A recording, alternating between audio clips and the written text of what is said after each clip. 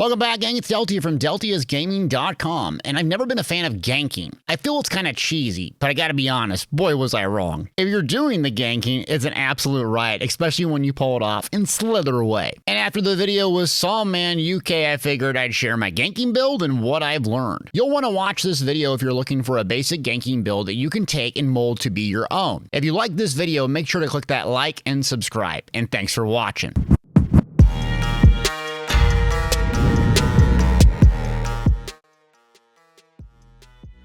Everyone probably wants to know the gear sets first, so let's start with that. And first, which weapon choice and why? There's a couple of options, two-hander or dual wield on the front bar, and you could even use both. The strength of dual wield is the heavy attack has a fast animation. You can use the two different weapons or two different enchants, and it hits very hard when landing a fully charged heavy attack. Moreover, the AoE execute whirling blades is great to finally land and finish the combination. This gives you the most range as an AoE execute, and your number one counter you're going to face when you try to gank someone is they're going to CC break and immediately dodge roll. This helps prevent that and is really good against good players. However, the good old two-hander is my preferred choice, primarily due to follow-up passive. This will give your next direct damage attack a 10% more damage bonus. Once you get the hang of the fully charged heavy attack animation, you can actually clip it or cancel it into another ability and land them both at the same time, and that's kind of the combination that we're going to learn about later. Another reason I prefer two-hander is the battle rush passive, giving you a whopping 30% stamina recovery when you kill a target for a brief time. This is preferred since I play this as a vampire and sustain is a must, and I like the two-hander. Feel free to swap to dual wield if you consistently miss your execute finisher after the combination.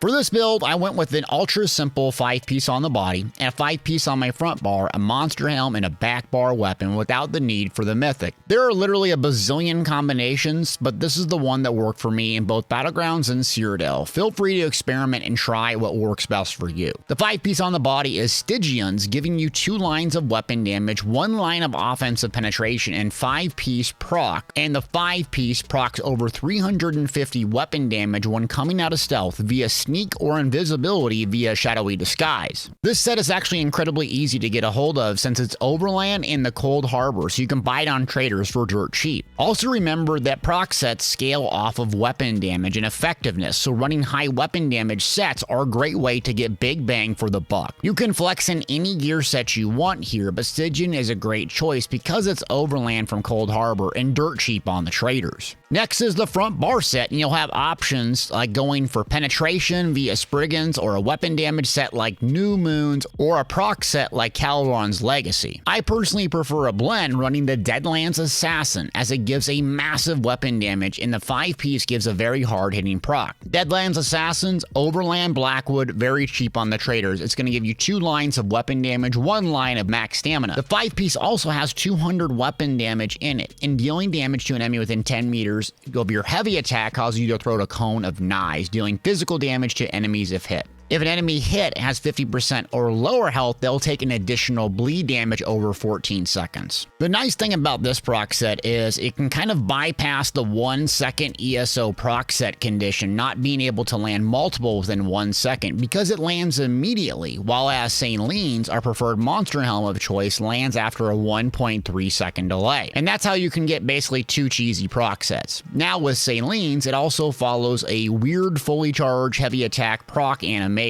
Similar to follow-up, when you start rearing back a fully charged heavy attack, you'll notice your right arm kind of on your hip starting to move up. This is typically when the 10% damage follow-up passive will proc, and you can land it without actually landing a fully charged heavy attack. The same thing happens with Saileen's. For some reason, the bear starts howling and jumping off, and it takes a little bit to land, but you'll notice it not when the heavy attack lands, but as you're rearing back. This is ideal when landing Deadlands and Saileen's within a small window along with our combo. Saileen's does have some downsides. If someone breaks free quickly, they can avoid it. If someone sees the bear as you're invisible, they can avoid it. But it's AoE and it hits like an absolute hammer. And now proc sets can critically strike as well, having high crit chance and high crit damage. This makes it a staple. I also tried Balorgs as a great burst set. This gives you weapon damage and penetration for the amount of ultimate used. With Balorgs, I got massive stats and decent bursts, but I didn't feel as high of my kill potential as I did with Saileen's, especially now since proc sets can critically strike. That leaves the back bar weapon of choice, and it depends on what you use for the front bar. Since I'm using a two-hander with rally, I go with the bow on my back bar. The bow and arena set weapon of your choice along with a skill. For me, I go with Poison Injection in a back bar Master's Bow from Dragonstar Arena. This added effect is going to give you 330 weapon damage against targets afflicted with your Poison Arrow or Poison Injection. You can also change the trait to Infuse with a weapon damage enchant on your back bar, giving you crazy weapon damage if your target does not die on the first attempt for a gank. You can also use the Black Rose Prison weapon and Magma Shot for a good troll knockback or a stun. If you go dual on the front bar, the obvious back bar weapon, two-hander, becomes Vatashram Hollows, giving you a lot of weapon damage and a big boost at 10 stacks. Not to mention you'll have another proc set, so you may want to switch your front bar set if you go this route. Now here's a gear chart for my primary build loadout. I went with 7 medium for the most weapon damage critical damage as possible. You'll also want to use all divine traits for a true ganker build, as I'm told, which relies on amplifying your Mundus Stone of choice. So you'll be a little bit faster in 7 medium, though your magic sustain will suffer, so play around a bit and see what food choices and armor choices you need to have magic sustain along with damage. On jewelry, go with the infuse to get the most weapon damage possible, as robust is pretty weak trait since all our proc sets scale in effectiveness of weapon damage. If you're going to be real sweaty ganker, gold out the jewelry. And especially gold out the front bar weapon is your #1 priority to upgrade. Speaking of front bar weapons, I go with the two-handed sword, since this increases our weapon damage with the 2H passive, and it will also improve our proc damage, not to mention the sword will be better for our burst heal with rally on our front bar. Mace isn't a bad option either, as it has huge penetration, but experiment, and if I'm running proc sets, I prefer the sword. Also on that sword, you have a choice. You can run a weapon damage enchant and or poisoned or disease enchant. Weapon damage enchant is nice because that way when I land a fully charged heavy attack, it procs that weapon damage enchant, giving me a surge of weapon damage for my follow-up ability. Then with the back bar, you're going to do the opposite unless you have the Master's Bow. Poisons, immobilizations, or escapists is really nice. On the body, go all glyphs of stamina, though you might want prismatic if you want a larger magic pool on your head, chest, and legs. And now for the self-buff stats, this is what I look like. I'm at 30,000 max stamina, 24k max health, and roughly 14k max magicka. This will go up and down depending on how many medium armor you wear and so forth. My weapon damage is at 7,500, which isn't bad, and weapon critical at 33%. And physical penetration is at 6,000. Obviously, if you're going to use Balorg, Stoons, another proc set, or something, these will drastically change. Aim for around 6,000 to 8,000 penetration, over 7,000 weapon damage if you can. The stamina will be significantly lower if you have infused traits, and the weapon damage will be significantly higher. Also, depending on your racial choice, you can get a lot more weapon damage this route, and I could easily see hitting 9k if everything was golded out, fully optimized in Divine's gear. Now let's talk about the skills. When you watch my footage, keep in mind that I didn't have the Psijic Order unlocked, nor did I want to spend 3,000 crowns to get it, so I'm going to recommend skills on your back bar that I actually didn't use. Moreover, I do not run a gap closer, primarily because I'm going to unload from stealth. If it's not successful, I usually peel back and fire off some bow, light attack, poison injections, until 5 proc Merciless Resolve stacks is up and ready to go for a nuke. Do what you think is best, and if you like the gap closer, I'll give you some flexible options.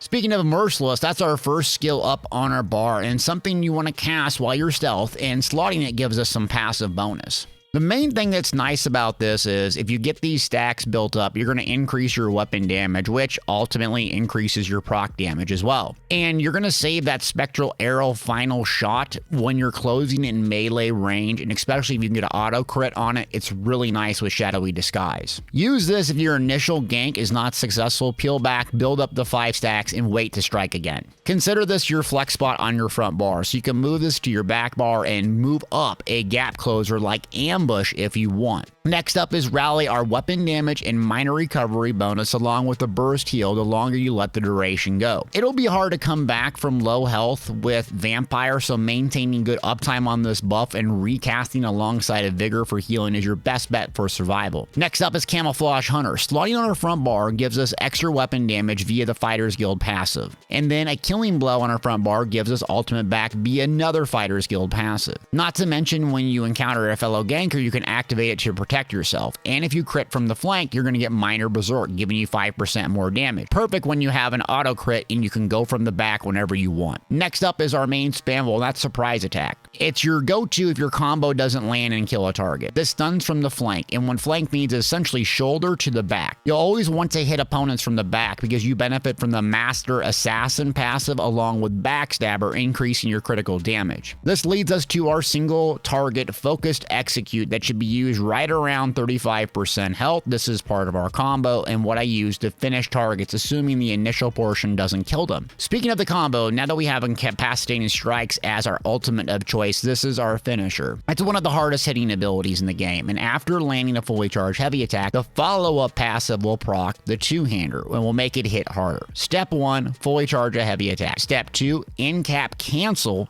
the initial animation wind up as the follow-up procs. Step 3, land an executioner if they aren't dead already. There's a little more to the combo than that due to our backbar skill called Shadowy Disguise that guarantees critical strike within 3 seconds. Let's talk about that skill next, as it will proc the vampire passive Strikes from Shadow, adding 300 weapon damage, along with proccing our 5-piece Stygian, giving another 350 plus weapon damage. Using this defensively, the trick, according to Sawman, allegedly good ganker, is to use this counterintuitively. When the Zerg is chasing you down, your initial primary reaction is to run and sprint away. And doing the cloak and then actually going towards them is actually the best way to avoid detection and get away and survive. Also keep in mind that Awakening Flames DLC had changed the way stealth mechanic works in the removal of stealth, meaning that certain damage over time abilities are not going to remove you from stealth. So example of this is area effect abilities that have direct damage like puncturing sweeps, whereas Caltrop, something that doesn't have direct damage up front, will not remove you from stealth. So you can literally hit cloak, run through Caltrop's razors, and be just fine.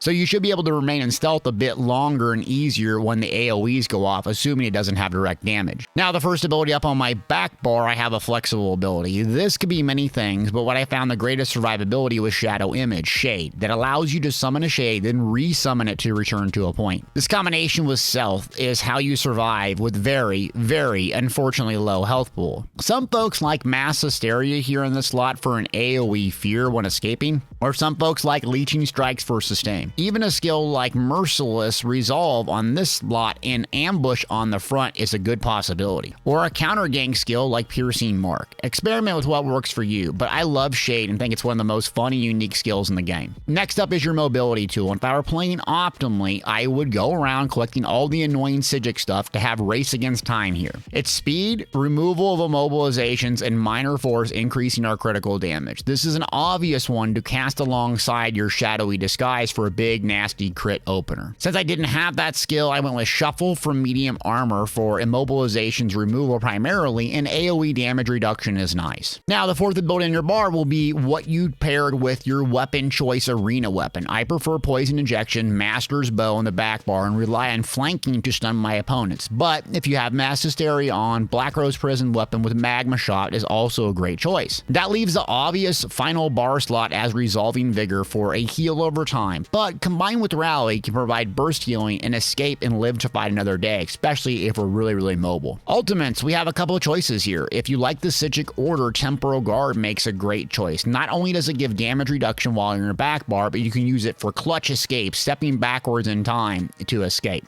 This is great if you want to free up a bar slot and remove Shade for something more offensive. However, I still enjoy and love good old Soul Tether. Coming into a group with an auto crit, Soul Tether really blows them up and feels great, not to mention the healing is staggering, and even in a 1v1 it saved my life many times. You can also use the Bow Alt Ballista, putting down a bow, melt, and go to your front bar and just delete someone in a 1v1, but I usually prefer a defensive ultimate in my back bar. Speaking of defensive ultimates, I'm a vampire on this build, and a strong defensive ultimate is Swarming Scion. It provides massive AoE damage and healing for damage done. Vampire at stage 3 makes a great fit for this build. You get massive damage reduction via Undeath, you get massive weapon damage boost via Strikes from Shadows, and Darkstalker allows you to move very fast while stealth. The major downsides are this: fire damage eats your face off. An ability cost of 8% can be very rough on sustain. Depending on your racial choices, champion points, and food choices, consider the pros and cons, but I love Vampire for gank builds and I'm not going back.